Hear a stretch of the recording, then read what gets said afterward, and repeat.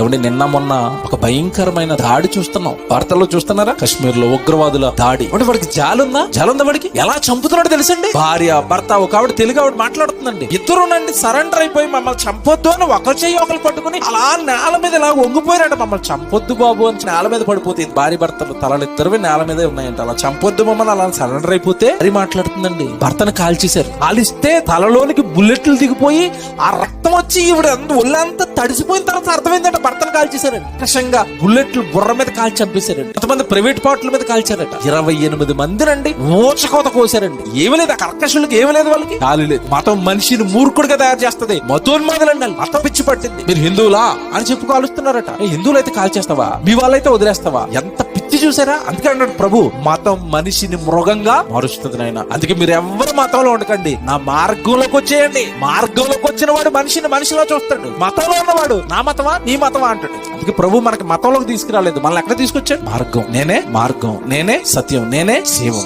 మార్గంలోకి రండి, మతంలో ఉండకండి. మతం